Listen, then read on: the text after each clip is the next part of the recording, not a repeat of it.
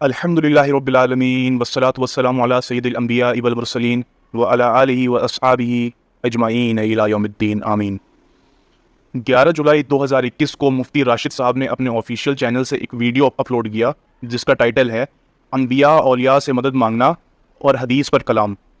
اس video میں انہوں نے 4 دلائل پیش کیے اور یہ تعصب دینے کی کوشش کی کہ ہم جو بریلوی حضرات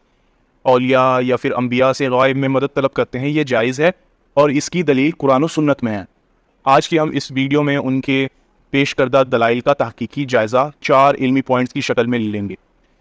علمی پوائنٹ نمبر 1، سب سے پہلے انہوں نے سورہ نمل کی آیت نمبر 40 میں شخص کا ذکر آیا ہے کہ ایک شخص اٹھا اور اس نے کہا کہ میں آپ کے پلک جھپکنے سے پہلے تخت بلقیس آپ کے سامنے لا کر کے حاضر کر دوں گا۔ سب سے پہلے انہوں نے ایک آیت تلاوت کی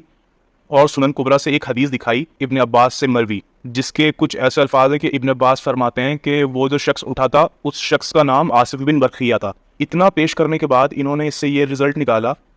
کہ اللہ کے جو نیک بندے ہیں وہ بغیر کسی ظاہری اسباب کے اللہ کی دی ہوئی طاقت سے معجزات یا پھر کرامات کر سکتے ہیں، اور پھر اس سے انہوں نے یہ استدلال کیا کہ اسی طرح اگر جب وہ فوت ہو جائیں تو اپنی روحانی طاقت سے اور اللہ کی دی ہوئی طاقت سے لوگوں کی مدد کر سکتے ہیں۔ اب دیکھیں انہوں نے پیش کیا چیز کی کہ وہ بندہ ابھی مرا نہیں ہے، فوت نہیں ہوا، زندہ ہے، اللہ کی عطا کردہ طاقت سے اس نے یہ کرامات دکھائیں، اور اس سے وہ استدلال کر رہے ہیں کہ جب وہ مر جائے تب بھی کر سکتا ہے۔ بریلوی حضرات کے ساتھ جھگڑا اس چیز کا ہے کہ تمہیں کوئی ایسی دلیل یا کوئی ایسی حدیث دکھانی ہے جس میں فوت شدہ کو پکارنے اور اس سے مدد لینے کے بارے میں حکم ہو، یا پھر کبھی کسی صحابی نے لیا ہو۔ یہ زندہ اور مردہ میں فرق کیوں نہیں کرتے، بھول کیوں جاتے ہیں یہ؟ اور پہلی بات کہ وہ امت ہی کوئی اور سی ہے، وہ سلیمان علیہ السلام کی امت ہے اور یہ امت ہے امت محمدیہ۔ وہاں سے دلیل اٹھا کے آپ یہاں فٹ نہیں کر سکتے، یہ امت ہی الگ ہے۔ سیدنا موسیٰ علیہ السلام کے امتیوں پر آسمان سے کھانا اترتا تھا، کیا اس امت کے لیے اترتا ہے؟ اس امت کو اس امت پر قیاس کر ہی نہیں سکتے ہیں۔ آپ کو کوئی ایسی دلیل پیش کرنی ہوگی جس میں کسی صحابی نے نبی صلی اللہ علیہ وسلم کے فوت ہونے کے بعد نبی صلی اللہ علیہ وسلم کو مدد کے لیے پکارا ہو، یا کسی صحابی نے کسی سینئر صحابی کو پکارا ہو، اور یا پھر کوئی ایسی قرآن کی آیت پیش کرنی ہے۔ تو یہ انہوں نے کیا نہیں اور ایک پہلی ڈنڈی مار دی۔ علمی پوائنٹ نمبر 2، انہوں نے دوسرے نمبر پہ ابن عباس سے ایک روایت پیش کی جو مسند البزار میں 4922 نمبر کی ہے۔ پہلے ہم اس حدیث کی اسنادی حیثیت کو چیک کر لیتے ہیں۔ اس حدیث میں ایک راوی ہے جس کا نام ہے اسامہ بن زید۔ اسامہ بن زید کے بارے میں امام ذہبی اپنی کتاب میزان الاعتدال جلد 1 صفحہ نمبر 247 اور راوی کا نمبر ہے 705۔ اس کے اندر امام ذہبی اس راوی کا ترجمہ نقل کرتے ہیں۔ امام احمد بن حنبل نے فرمایا یہ راوی لیس بشیء ہے، یعنی یہ راوی کوئی چیز نہیں ہے۔ اور اس کے بعد وہ نقل کرتے ہیں کہ امام احمد بن حنبل کے صاحبزادے عبداللہ نے اس راوی کے بارے میں دوبارہ ان سے دریافت کیا تو انہوں نے فرمایا تم اس کی نقل کردہ روایت میں غور و فکر کرو گے تو تمہیں ان میں منکر روایت نظر آئیں گی،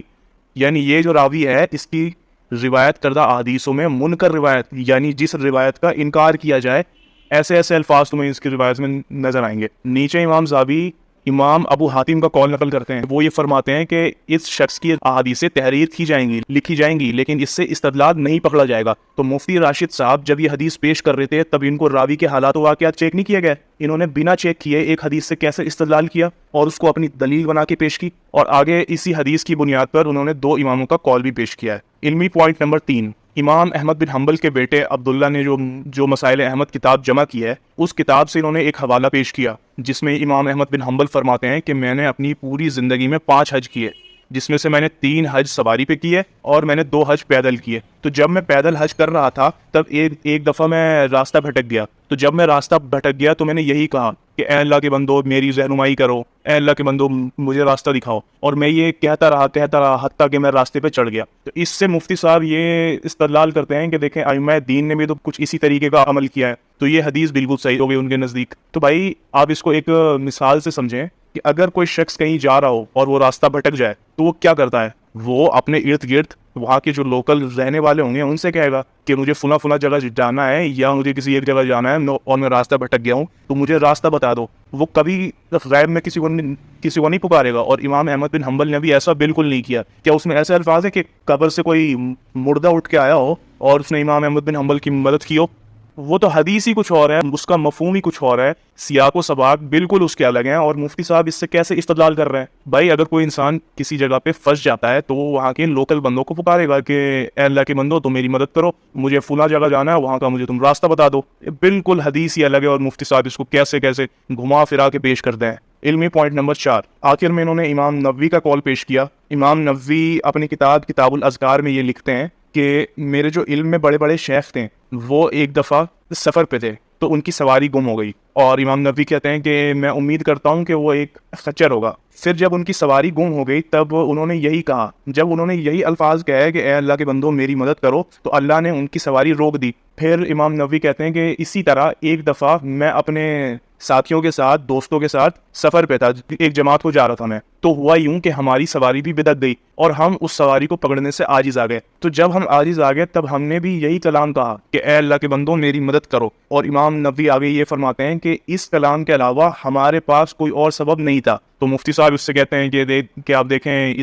اس کلام کے سوا ان کے پاس اور کوئی سبب نہیں تھا، تو انہوں نے بھی غیر اللہ کو پکارا، ہم بھی غیر اللہ کو پکاریں گے۔ تو بھائی میں ان سے پھر وہی سوال کروں گا کہ اس میں امام نووی نے کہاں کسی مردے کو پکارا ہے؟ امام نووی نے یہ کہا کہ اس کلام کے علاوہ میرے پاس اور کوئی ذریعہ یا اسباب نہیں تھا، تو وہ بات ان کی بالکل ٹھیک ہے، وہ یہی تو پکارتے، کسی جو اپنے ان کے آس پاس موجودہ شخص ہوں گے انہوں نے اس کو پکارا ہوگا کہ اے اللہ کے بندو تم میری سواری روک دو۔ تو دیکھیں حدیث میں لکھا بالکل کچھ اور ہوتا ہے، لیکن یہ جو بریلوی حضرات ہیں اور ان کی جو یہ جماعت ہے، یہ حدیث سے ایک تو غلط مفہوم نکالتے ہیں، ضعیف حدیثوں سے یہ استدلال کرتے ہیں، اور استدلال کرنے کے بعد بھی الفاظوں کو توڑ مروڑ کے پیش کرتے ہیں۔ تو ان کے پورے عقائد اور ان کا پورا مسلک جھوٹ اور فراڈ پہ ہی ٹکا ہوا ہے، ٹھیک ہے۔